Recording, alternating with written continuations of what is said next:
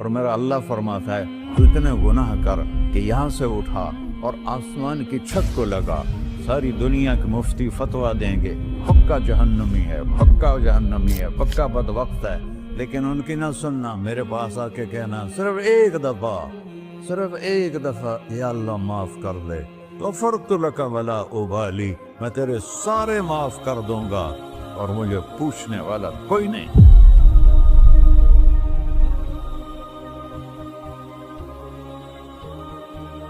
تو بھائیو، دنیا میں سب سے زیادہ آسان ہے اللہ کو راضی کرنا، اللہ کی قسم ممبر پہ بیٹھ کے کہہ رہا ہوں، دنیا میں سب سے زیادہ آسان ہے اللہ کو راضی کرنا، اور بہت مشکل ہے انسانوں کو راضی کرنا، بہت مشکل ہے انسان کو راضی کرنا۔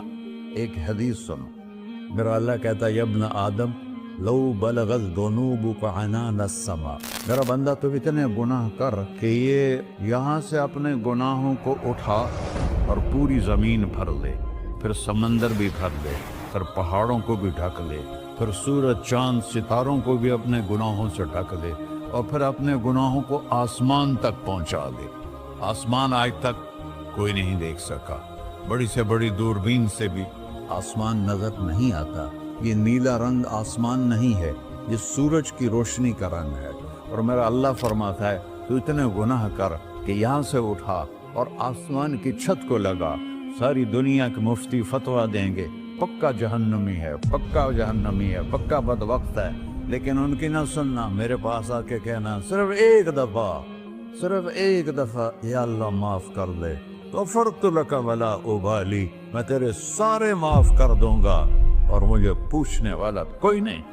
لا يسأل عما يفعل وهم يسألون، تمہیں پوچھوں گا، مجھ سے کوئی نہیں پوچھ سکتا، اور مجھے معاف کرنے میں کوئی مسئلہ نہیں ہے۔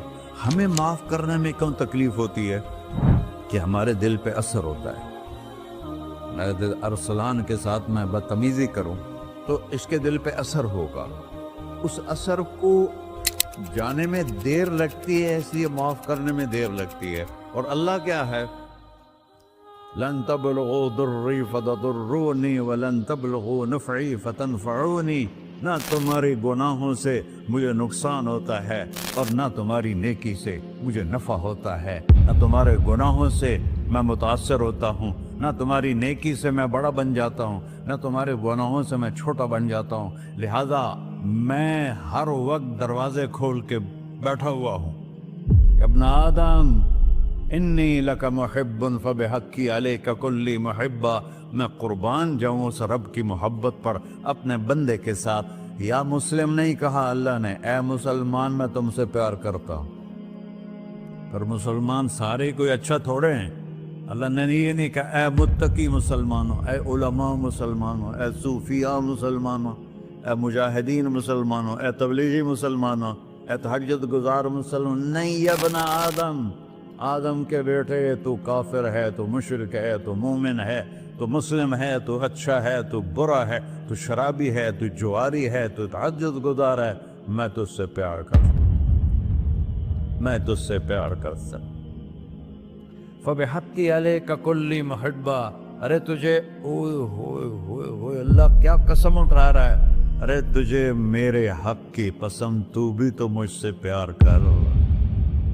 یا ابن آدم اذکرک وتنسانی، میں تمہیں ہمیشہ یاد رکھتا ہوں اور تو مجھے بھول جاتا ہے۔